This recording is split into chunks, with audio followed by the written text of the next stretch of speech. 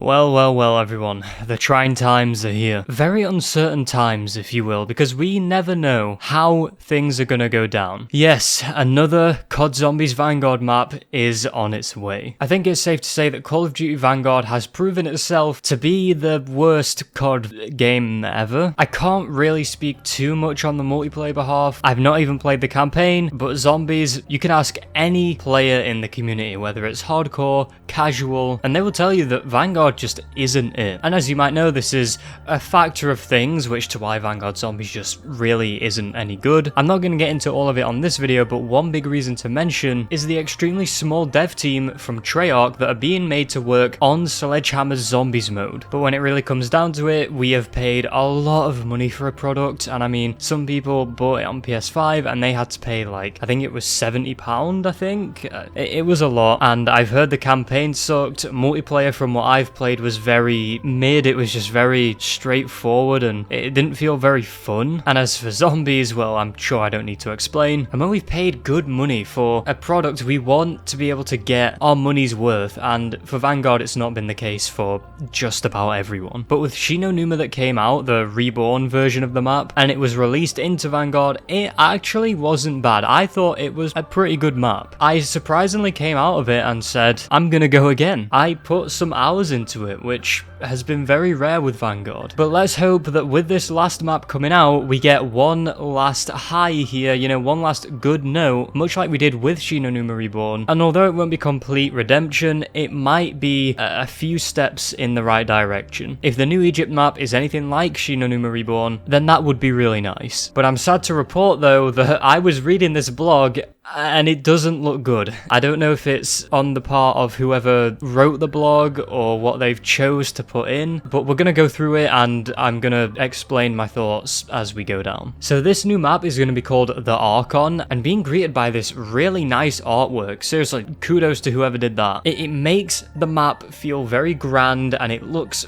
really nice. I mean, this is what Vanguard Zombies was supposed to be like. We have court effects in it getting like beamed by some evil energy, I'm guessing, from the big obelisk. It looks really good. Treyarch mentioned the finale of Call of Duty Vanguard Zombies arrives next week, and we're here to share more details on what to expect as the showdown with court effects draws near. Will Kraft and his team discover the secret to taking down Von List? What is the construct and what does court effects seek to achieve with it? These answers and more will be revealed in Vanguard's final Zombies experience. So we get the release date straight off the bat here. It says the Archon arrives August 24th. The times that this comes out is 9 AM PT, 12 PM ET, and 5 PM BST. And now this is where it gets kinda worrying. So first off the bat it says Vanguard Zombies comes to its epic conclusion in the Archon, culminating in a larger than life confrontation with the former Lord of the Dark Ether himself. I'm not really sure why, but the term larger than life for Vanguard, which is the most lacking and desolate and empty feeling COD, like it feels like there's nothing there. It just feels very weird having the larger than life term used there. I mean, I understand they're trying to market this, but it doesn't feel very self-aware when they say it's larger than life, unless they are dead certain in this map, in which case I hope they impress us. I really hope they impress us, but larger than life, it sounds like it's over-promising. They go on to say, after rebuilding round-based zombies from the ground up for Vanguard with the rebirth of Shi no Numa in Season 4, the team has dedicated their efforts to bring in an additional map to players in time for Vanguard's final season. The result is a tightly focused experience that takes Gabriel Kraft and his crew back to the Egyptian desert. So it would seem that the leaks about a new Egypt map were actually correct, featuring a new multi-step main quest, new Dark Ether narrative intel, new side quests to discover, and one hell of a boss fight. For players who love to crank up the difficulty against the undead, the Rampage Inducer is also making its return. That doesn't mean anything to me. The Rampage Inducer was a staple in Cold War. It was just added into every map. Once again, I could just go and play Cold War here. But as far as the multi-step main quest and the Dark Ether intel, which,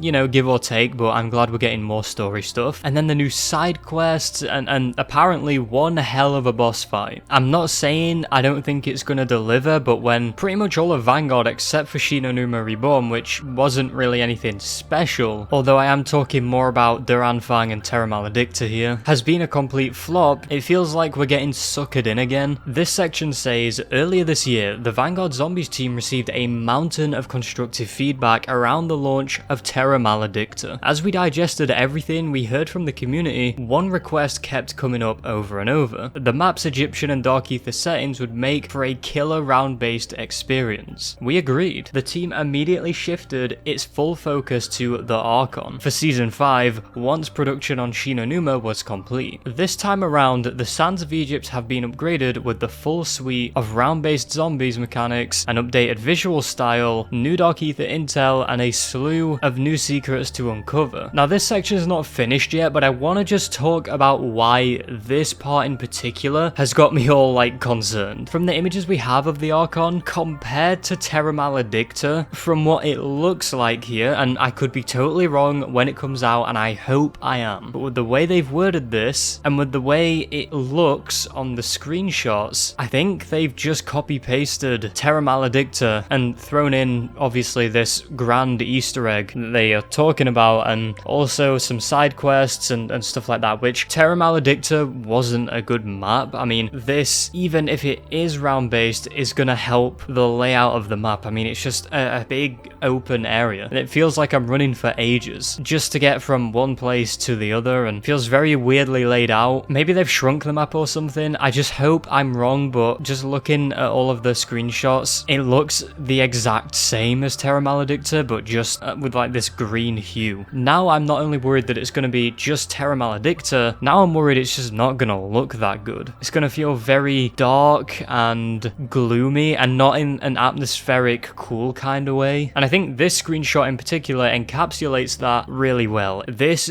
does not look good, really. I mean, this looks very off. We'll get more to that image later though, because there's something else on there that I want to talk about. And if this map ends up being good, I'm going to be really happy, but it's also going to feel tacky to have this really good Terra Maledicta and then what's going to feel like a draft version just sat behind in Vanguard, and it's just going to be collecting dust because no one's going to touch it if they have this really good round-based map. Anyway, it gets good here, so let's look forward to this. The next part says, Cortefex's last stand at the end of the main quest is unquestionably the crown jewel of the Archon. Rather than devoting valuable development time to additional features or more covenants, the team placed a priority on creating a truly memorable boss fight on a scale rarely seen in zombies. We think you'll agree, if you can survive the trials. Once again, there has been another mention of how good this boss fight is going to be, and looking at this image here, that looks insane. I mean, Cortefex looks scary. And ladies and gentlemen, this is what we like to see. The scale of this boss fight looks incredible, but the problem I have with this boss fight is I feel like it's going to be one of those where he's just going to stay stationary and you'll have to like shoot weak spots on him, just wait for him to get tired or something. And although it looks grand, I feel like it's going to end up playing out to be really generic. I don't see any legs of Cortefex, so it seems like he's just going to be planted in one place and the player's going to have to just sidestep out of the way of things and essentially just shoot at him. But if Treyarch are putting this much emphasis, saying that this Easter egg is the crown jewel and they've dedicated more dev time to working on it, I really hope that this isn't Treyarch overhyping this. I feel like it's happened a lot, and I do have faith in them. I think that this map probably is going to do pretty well. I think it might be on par with Shinonuma Reborn. There's some highs, but then there's some lows that make me feel very concerned for this map, especially when you consider that this map, the Archon, is going to be the last map we get from Treyarch or any dev doing zombies for potentially 2 years if the rumors are to be believed. Those rumors being a gap year in the COD cycle, and so we go a whole year without a new COD because Treyarch are going to need 2 years to work on the game. Let me know your thoughts on this boss fight. Do you think it's going to be good? Do you think this whole Easter egg's going to be good as Treyarch are making out, or do you think it's going to just boil down to another average, maybe good map and it was just overhyped by Treyarch? And now for the part that you've been waiting for. Treyarch have announced the new calling cards.